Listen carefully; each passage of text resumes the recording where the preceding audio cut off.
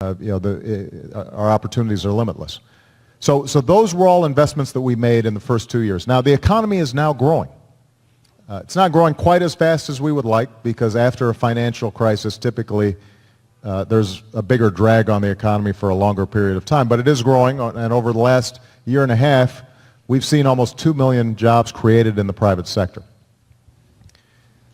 Because this recession came at a time when we were already deeply in debt, and it made the debt worse.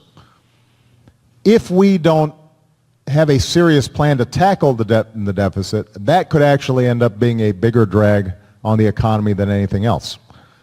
If the markets start feeling that we're not serious about the problem, and if you start seeing investors feel uncertain about the future, then they could pull back right at the time when the economy is taking off. So you're right that it's tricky.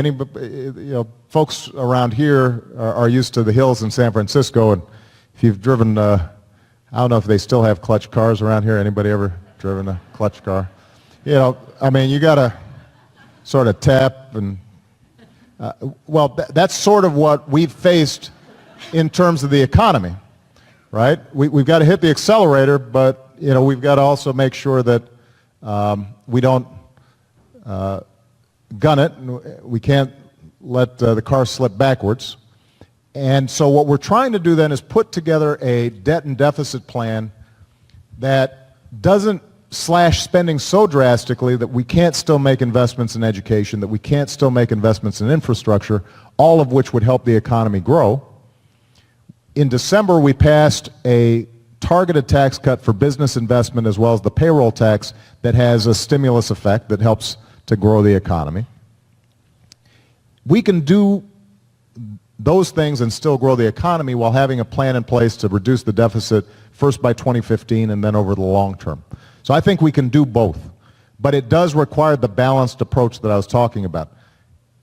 If all we're doing is spending cuts, and we're not discriminating about it, if we're using a machete instead of a scalpel, and we're cutting out things that create jobs, then the deficit could actually get worse, because we could slip back into another recession.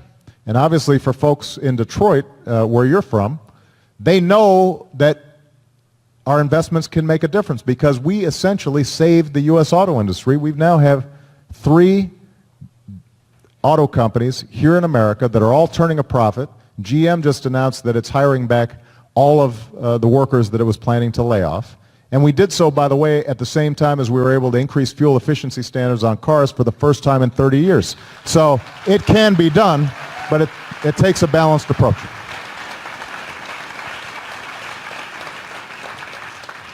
All right, so we have a question from the University of Florida, where in February you launched this initiative at whitehouse.gov, Younger Americans, with this goal to have 100 youth roundtables across the country, and a bunch of them are taking place right now, watching this Facebook Live. So Cesar Fernandez and Elisa Rectanas are participating in one of those roundtables, and they want to ask you this. Mr. President, in your deficit reduction speech last week, you spoke of the need to not only reduce government spending, but to also increase federal revenue. In light of our nation's budget challenges, will your administration consider revisiting policies such as the DREAM Act, which the Congressional Budget Office estimates will reduce the deficit by $1.4 billion and increase the government revenue by $2.3 billion over the next 10 years? Let me talk about not only the DREAM Act, but about immigration policy generally. And I want to thank Sheryl Sandberg, actually participated in a discussion that we had yesterday, bringing together business leaders and government officials and faith leaders, a broad cross-section of Americans together to talk about how do we finally fix an immigration system that's fundamentally broken. For those of you who aren't familiar, the DREAM Act deals with a particular portion of the population, kids who were brought here when they were young by their parents. Their parents might have come here illegally. The kids didn't do anything. They were just doing what kids do, which is follow their parents. they've grown up as Americans. They went to school with us or with our kids. They think of themselves as Americans, but many of them still don't have a legal status.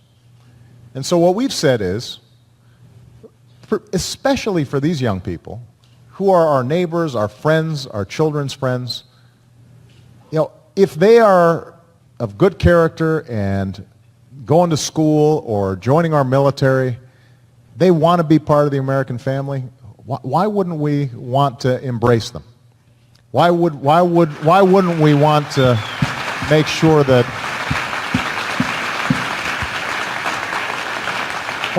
want to make sure that they're contributing to our future?